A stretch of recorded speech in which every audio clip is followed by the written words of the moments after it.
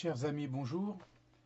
Nous parlerons aujourd'hui du chemin de croix et de la crucifixion de notre Seigneur. Commençons. Jésus a souffert sous Ponce Pilate, a été crucifié. Entre le moment de la sentence et la crucifixion, s'insère le chemin de la croix. Notre Seigneur part donc pour son chemin de croix, portant sa croix, comme nous l'avons vu, c'est-à-dire portant son patibulum, portant cette partie horizontale de la croix. Le cortège s'élance, les évangiles sont extrêmement discrets sur ce chemin de croix. Ils notent deux choses. Les synoptiques, c'est-à-dire saint Matthieu, saint Marc et saint Luc, notent tous que Simon de Cyrène a été réquisitionné pour aider notre Seigneur. Et puis saint Luc ajoute cet autre fait, des femmes pieuses que notre Seigneur rencontre et qu'il console. Ce sont les deux seules choses qui sont mentionnées dans l'Évangile. Simon de Cyrène et les femmes pieuses. Et pourtant la tradition nous rapporte d'autres événements. Et la tradition n'est pas négligeable, car elle fait partie des sources de la révélation. Donc, ce que nous dit la tradition est un enseignement que nous devons tenir. Et cette tradition, nous la retrouvons dans la pratique pieuse du chemin de croix que nous faisions dans nos églises, et tout particulièrement le vendredi saint. Le chemin de croix est composé des 14 stations, depuis la condamnation de notre Seigneur par Pilate jusqu'à la mise au tombeau. Donc, de cette première station à cette 14e station se trouvent ces deux événements de l'Évangile, et la tradition a jugé bon de maintenir les autres événements que nous allons voir, chers amis. Tout d'abord, notre Seigneur prend sa croix et puis s'avance dans la ville. Il avance lentement, difficilement. Il est épuisé. C'est ce qui va occasionner une première chute. Notre Seigneur tombe une première fois sous le poids de la croix. Alors ces chutes sont impressionnantes, parce que notre Seigneur tombe épuisé au sol, comme il porte sa croix, ou qui est probablement attaché par des chaînes ou des cordes. Il est difficile de se retenir avec les mains, donc sa tête doit heurter le sol très certainement. En même temps, notre Seigneur est très probablement attaché par des liens aux gardes qui sont autour, et c'est l'occasion pour eux de le maltraiter à nouveau, soit pour essayer de le relever, soit même pour le flageller encore et puis l'encourager à avancer, si l'on peut parler d'encouragement. Donc la première chute de notre Seigneur. Après la première chute, et toujours dans la ville, notre Seigneur n'est pas encore sorti. Il croise peut-être un croisement de rue, il croise sa Sainte Mère, Notre-Dame, la très sainte Vierge, est là, qui voit ce cortège passer. Elle voit les deux larrons, et au même niveau que les deux larrons, elle voit son Fils, qui est en même temps son Dieu. Quel glaive de douleur a dû transpercer l'âme de la très sainte Vierge à la vue de son Fils bien-aimé, chers amis, qu'elle adorait en toute vérité, parce qu'il était aussi son Dieu, et qu'elle voit là défiguré portant l'instrument de son supplice et se rendant sur le Golgotha. Quand le vieillard Siméon a prédit à la très sainte Vierge qu'un glaive de douleur la transpercerait, la très sainte Vierge savait les souffrances qu'elle devrait endurer, mais elle n'imaginait certainement pas le poids de cette souffrance. Alors Notre-Dame croise le regard de son Fils, et bien sûr notre Seigneur a un regard pour sa Sainte Mère. Et ce regard est plein de tendresse, sans aucun doute.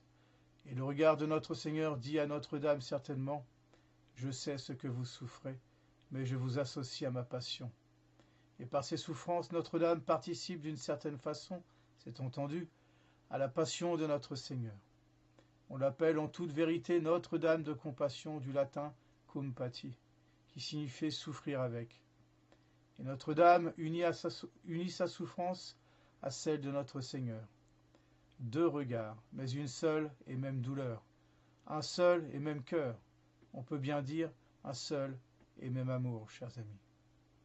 Alors donc que notre Seigneur a croisé sa mère et qu'il vient certainement de se relever de sa première chute, on s'aperçoit qu'il a du mal. Et c'est à ce moment-là que les évangélistes notent la venue de Simon le Cyrénéen. Alors c'est assez incroyable aussi, parce que les évangélistes qui notent ce fait manifestent encore plus clairement l'historicité de la chose, puisque saint Marc révèle que Simon de Cyrène est bien connu. C'est le père d'Alexandre et de Rufus, donc on peut faire témoigner quelqu'un, Ceux qui disent que notre Seigneur n'a pas existé, que cette passion n'a jamais existé, là s'opposent directement à un fait historique bien relevé. Simon de Cyrène, qui revient donc des champs certainement, il rentre pour manger ou se désaltérer, peu importe. Enfin, il rentre des champs innocemment, le pauvre. Il arrive après quelques heures de travail, de labeur même, et il se dit « Bon, je prends un peu de repos ». Et là, il croise un cortège. Ce n'est pas la première fois qu'il voit un cortège, parce que des crucifiés, il y en avait certainement déjà eu. Mais là, cette fois, chose tout à fait inaccoutumée, on demande à Simon d'aider cet homme à porter sa croix. Et donc Simon, très certainement par crainte, quand il y a toute une cohorte autour de notre Seigneur qui vous demande un service, on n'ose pas s'opposer à une cohorte entière. Alors probablement par crainte, peut-être aussi de bonne volonté, peu importe. L'Évangile ne nous dit rien. Mais en tout cas, Simon obéit. Il porte la croix avec notre Seigneur, il aide notre Seigneur à porter sa croix. Et c'est absolument merveilleux, ce fait. Notre Seigneur est venu porter nos péchés. Voilà pourquoi il y a un homme qui a porté la croix, parce que cette croix, qui est le salaire du péché, c'est le salaire de nos péchés. Donc nous devons participer, nous aussi, à la croix de notre Seigneur. Et donc, notre Seigneur, en faisant participer Simon le Cyrénéen, encourage et engage tous les hommes à participer, c'est-à-dire à porter leur croix. Que celui qui veut être mon disciple, qu'il se renonce, qu'il prenne sa croix et qu'il me suive. Et notre Seigneur a pris la plus grosse partie de la croix, mais il nous a laissé quelque chose à prendre. Et Simon le Cyrénéen ici représente ce que doivent faire tous les hommes. Porter leur croix à la suite de notre Seigneur, mieux en union à notre Seigneur. Simon aide un peu donc notre Seigneur, et dès qu'il s'aperçoit que notre Seigneur va mieux, il se dit maintenant, il est parti, moi je dois rentrer dans la ville, donc il prend son chemin inverse. Et c'est à ce moment-là, ou un tout petit peu plus tard, qu'une femme, sur le bord de la rue, qui, entre deux soldats, aperçoit notre Seigneur défiguré, exsangue, faible, pâle, livide, et se demandant si vraiment il arrivera à aller jusqu'au bout, prise de pitié, ose braver cette soldatesque, passe entre deux soldats romains et va jusqu'à notre Seigneur. Elle prend son voile, et avec son voile essuie la face de notre Seigneur. Et ce geste de charité a été récompensé puisque Jésus-Christ a voulu laisser l'empreinte de sa sainte face sur ce voile. Cette femme s'appelle Véronique, Sainte Véronique. C'est ainsi qu'on l'appelle, et cela vient du grec vera, icona, qui signifie véritable, vraie image. Donc, Véronique porte le nom justement de ce qu'elle a fait, ou plutôt de ce qu'elle a reçu de notre Seigneur. La véritable image de la face de notre Seigneur récompense tous les plus petits actes de charité. Il l'avait dit lui-même dans l'Évangile, et là cette femme a été récompensée de sa charité. Malgré l'aide de Simon le Cyrénéen, malgré le soulagement qu'a pu apporter cette femme à notre Seigneur, eh bien la croix est lourde. Et puis il y a tellement d'heures que notre Seigneur souffre qu'il tombe une deuxième fois. C'est la deuxième chute de notre Seigneur. Et là, tout comme la première chute, notre Seigneur a dû être certainement molesté, maltraité. Il fallait qu'il se relève, il fallait qu'il continue et qu'il aille jusqu'au bout. Et les Juifs ne voulaient absolument pas qu'il meure avant. Il fallait qu'il mourût crucifié. Alors notre Seigneur se relève péniblement, nous montrant l'exemple de la persévérance et continue son calvaire. Il quitte la ville, passe la porte de la ville, et puis là se retrouve sur un chemin peut-être un peu pierreux, et la montée est difficile qui va vers le calvaire. Et c'est là, avant ou après la porte, je ne sais pas. L'Évangile ne dit rien. En tout cas, le fait nous est quand même rapporté par saint Luc, chers amis. C'est à ce moment-là que notre Seigneur croise ces femmes qui pleurent. Il était interdit d'avoir pitié des malfaiteurs, donc il était interdit de pleurer sur un condamné. Et là, ces femmes n'ont pas peur, si l'on peut dire, de pleurer. Et elles pleurent et se lamentent sur le sort de notre Seigneur. Et chose admirable, notre Seigneur ne pense plus à lui, il pense à ces femmes et il console les filles de Jérusalem. C'est la station suivante dans notre chemin de croix. Notre Seigneur est plein de compassion, il souffre, c'est vrai, mais il souffre pour nous soulager de notre misère, qui est le péché. Et ce soulagement, il le manifeste d'une façon toute particulière ici, en consolant les filles de Jérusalem. Ne pleurez pas sur moi, mais pleurez plutôt sur vous et sur vos enfants. Et l'on peut entendre par enfant le péché, car il viendra des jours, dit notre Seigneur, où l'on dira bienheureuses celles qui sont stériles, et bienheureuses celles qui n'ont pas engendré. Et on dira aux montagnes, tombez sur nous, et aux collines, recouvrez-nous, car si l'on traite ainsi le bois vert, qu'en sera-t-il du bois sec? Le bois vert, c'est lui-même, chers amis. Le bois sec, c'est ce bois qui brûle facilement. Et notre Seigneur fait ici allusion par le bois vert à son innocence et au bois sec par l'âme pécheresse. Il dit, si moi, on m'a traité comme ça, comment sera traité le pécheur? Et là, il y a une allusion aux fins dernières, et notre Seigneur manifeste la gravité et l'horreur du péché. Voilà donc comment notre Seigneur console les saintes femmes, les femmes de Jérusalem. Et puis voilà, il quitte la ville, et puis remonte très légèrement. Il reste un peu de chemin à faire, mais c'est difficile, parce que cela monte justement vers le Golgotha. Et notre Seigneur tombe une troisième fois. Il n'est plus très loin du lieu du supplice. Alors on le traîne certainement. Oh, il se relève aussi, mais c'est difficile, il peine. Alors on le tire probablement, et on en profite encore pour le molester, chers amis. Et après avoir chuté cette troisième fois, notre Seigneur se dirige, il lui reste quelques pas à faire vers le lieu de son supplice. Il arrive ainsi au Golgotha. Son chemin de croix est terminé. Mais alors va commencer la grande tragédie. L'homme-dieu va être mis à mort, chers amis. Continuons. Notre Seigneur arrive au Golgotha où il doit être crucifié. Le Golgotha, c'est le mont du Calvaire. Mont du Calvaire, c'est un nom qui signifie aussi le lieu du crâne. Parce que selon la tradition, c'est le lieu où Adam, le premier homme, a été inhumé. Et c'est là que notre Seigneur, nouvel Adam, doit être crucifié pour réparer le genre humain, c'est-à-dire pour réparer le péché commis par Adam et transmis à tous les hommes. Notre Seigneur meurt sur le Golgotha, qui est un petit monticule en dehors de la ville de Jérusalem. Et en mourant, en dehors de la ville, notre Seigneur veut manifester par là qu'il meurt pour tous les hommes. Quelle que soit la race, quelle que soit la nation, notre Seigneur est mort pour tous les hommes, pour le rachat des péchés entiers, c'est-à-dire du monde entier. Notre Seigneur est donc sur le Golgotha, et avant même de le crucifier, on a apporté une mixture. C'est ainsi que l'on faisait ordinairement et pour tous les condamnés. On apportait une mixture qui était un mélange de vin et de myrrhe, et du fiel d'ailleurs, et que l'on donnait aux suppliciés pour les ranimer un peu, mais aussi c'est pour étancher la soif parce que ça avait été difficile. Et puis ensuite, ce breuvage avait un effet narcotique, et donc pour tempérer la douleur, si c'est possible, la douleur de la crucifixion. Alors on présente à notre Seigneur cette mixture. Tous les évangélistes, ou presque, plutôt en tout cas Saint Matthieu et Saint Marc, le soulignent. On donne cette mixture, on présente cette mixture à notre Seigneur. Il la goûte, c'est-à-dire il y trempe les lèvres, il ne la boit pas.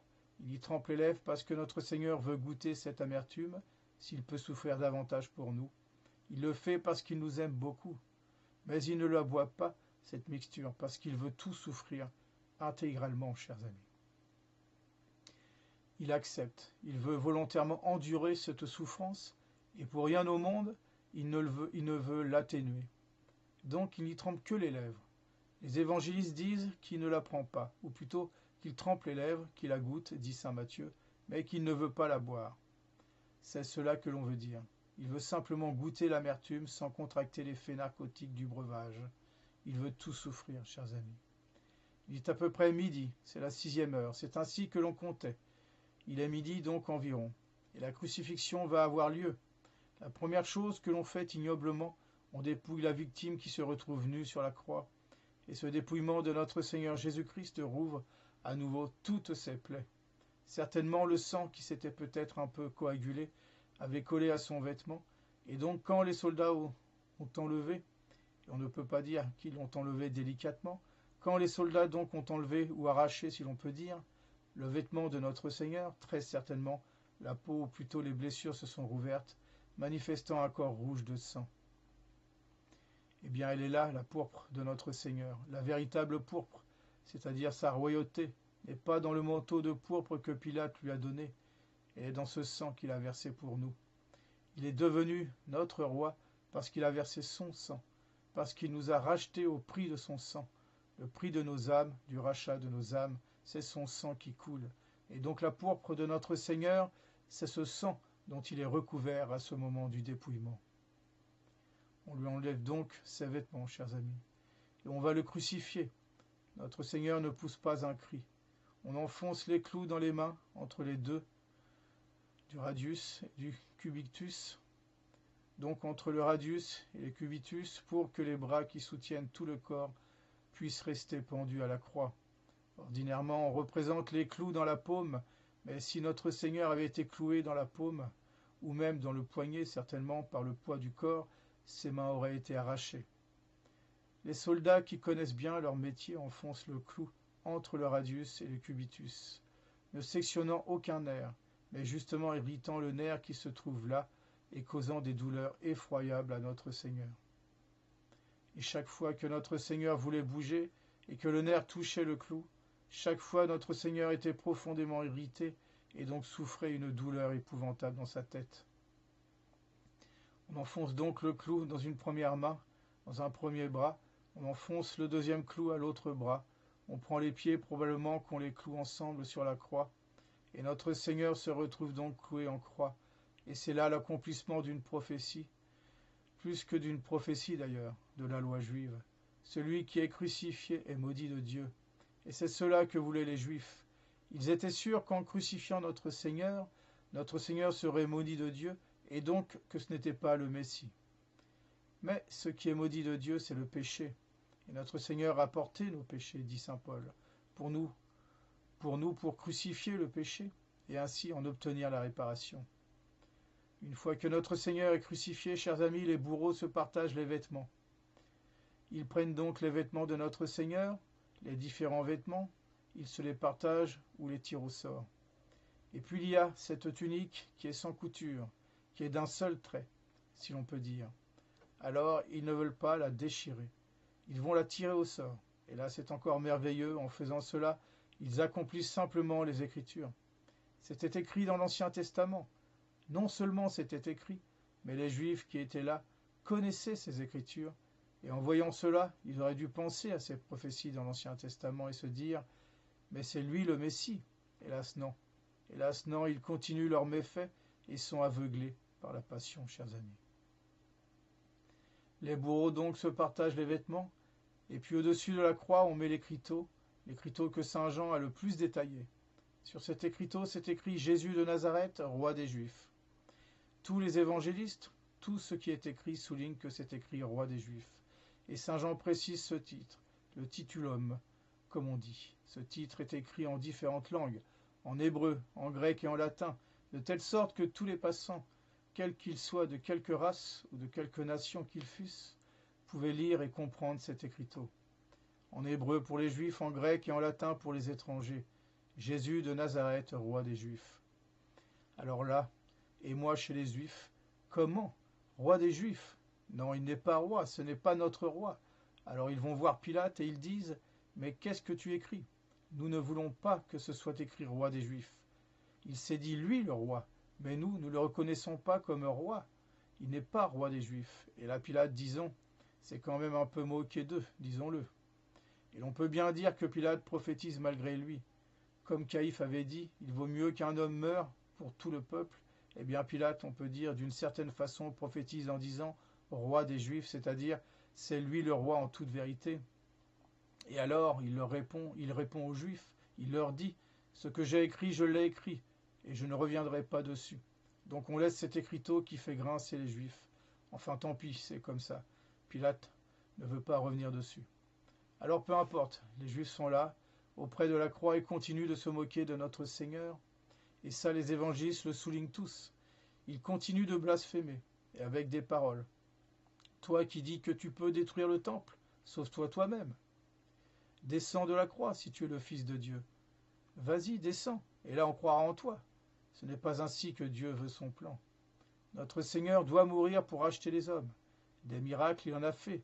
Ce n'est pas en ajoutant ce miracle que notre Seigneur aurait convaincu les Juifs. Il y a quelques jours seulement, il a ressuscité Lazare tout de même. On ne pouvait pas faire plus grand miracle. Et ce n'était pas le premier mort qu'il ressuscitait. et puis les quantités de guérisons qu'il a faites, et son enseignement qui mettait l'admiration dans les intelligences. Non, notre Seigneur ne pouvait pas faire un autre miracle. Les Juifs n'en auraient pas plus cru notre Seigneur. Alors notre Seigneur entend ces blasphèmes, souffre ces blasphèmes, c'est certain, et pourtant c'est là qu'il prononce sa première parole sur la croix. Père, pardonne-leur, parce qu'ils ne savent pas ce qu'ils font. L'homme est en train de pécher, notre Seigneur veut offrir sa miséricorde. Les hommes, et les Juifs particulièrement ici, ne comprennent pas ce qui se passe sur la croix. Et notre Seigneur lui révèle ce qu'est sa croix, en disant « Père, pardonne-leur ». Notre Seigneur manifeste, chers amis, que sa croix est un acte de miséricorde, de justice d'abord, pour Dieu certainement, et c'est inséparable. Notre Seigneur répare le péché en souffrant, en s'immolant pour Dieu, et cette réparation obtient, cet acte de justice obtient la miséricorde pour les âmes. Et la conséquence, c'est que notre Seigneur Dieu peut offrir le pardon aux âmes. C'est la première parole que notre Seigneur prononce sur la croix, il y en a 7. La deuxième parole fait quasiment suite à celle-ci, puisque les Juifs sont là, en train de blasphémer. Les deux larrons qui sont autour de notre Seigneur blasphèment, en tout cas le mauvais larron blasphème. Et l'autre, le bon larron, lui dit « Mais que fais-tu? Pourquoi blasphémes-tu » Nous, dit-il, c'est normal que nous soyons sur la croix, parce que nous avons fait du mal, nous avons volé, nous avons peut-être tué, peu importe. C'est le salaire de nos actes, nous méritons notre croix, mais lui, il est innocent. Et là, le bon larron confesse l'innocence de notre Seigneur et se tourne vers notre Seigneur et lui dit « Seigneur, quand vous arriverez dans votre royaume, souvenez-vous de moi. » Memento mei en latin. Souvenez-vous de moi. Et notre Seigneur offre encore sa miséricorde puisque se tournant vers le bon larron, il lui dit « En vérité, je te le dis aujourd'hui, tu seras avec moi au paradis. » Voilà, comme on dit couramment, le dernier vol que fait le bon larron, c'est le paradis. Mais notre Seigneur lui offre sa miséricorde, chers amis. Il a confessé sa foi, il a reconnu sa faute, il s'accuse de sa faute. Il accepte en toute justice de souffrir à cause de sa faute. Mais en acceptant cette justice, il demande la miséricorde et notre Seigneur la lui donne. Aujourd'hui, tu seras avec moi au paradis. C'est la deuxième parole de notre Seigneur. Et puis au pied de la croix, eh bien, se trouve la très sainte Vierge, Saint Jean. Ils ont pu s'approcher, le supplice du moins, la crucifixion elle-même est terminée. Les soldats sont autour, continuent de surveiller, mais ils laissent les proches s'approcher de la croix. Alors la très sainte Vierge est là, et Saint Jean avec elle. Et notre Seigneur se tourne vers la très sainte Vierge et lui dit « Femme », en lui montrant Saint Jean, enfin en lui désignant Saint Jean, « Voici votre fils ». Et ensuite, se tournant vers Saint Jean, et c'est Saint Jean lui-même qui l'atteste, il était présent, « Voici votre mère ». Notre Seigneur nous donne la très sainte Vierge pour mère. On peut dire qu'il va jusqu'à se dépouiller de sa très sainte mère. Ce n'est plus seulement sa mère à lui, c'est la mère de tous les hommes. Et comme elle devient notre mère au pied de la croix, elle devient une mère de miséricorde, mater misericordia. En souffrant au pied de la croix, et en unissant sa souffrance à celle de notre Seigneur, elle obtient de faire œuvre de miséricorde en même temps que notre Seigneur pour nous, chers amis. Quelle heure est-il exactement? On ne sait pas. Il est entre midi et 3 heures. La crucifixion a été assez rapide, donc il est encore un peu l'après-midi. Et des ténèbres épaisses commencent de couvrir la terre. Ce sont les ténèbres, et ces ténèbres sont attestées dans les annales même historiques. Donc, c'est un fait qui a été constaté. Et comme ce sont des ténèbres miraculeuses, on ne peut pas invoquer une éclipse de lune, parce qu'en plus c'était la pleine lune. Donc il était difficile au moment de la pleine lune d'avoir une éclipse de lune. Alors ces ténèbres en plus vont durer 3 heures. Et ces ténèbres ont été prophétisées dans l'Ancien Testament par le prophète Amos. Les Juifs, là encore, ont un prodige pour eux. Ils ont un miracle dont ils connaissent la source dans l'Ancien Testament. Ils auraient dû voir et pourtant n'ont rien vu.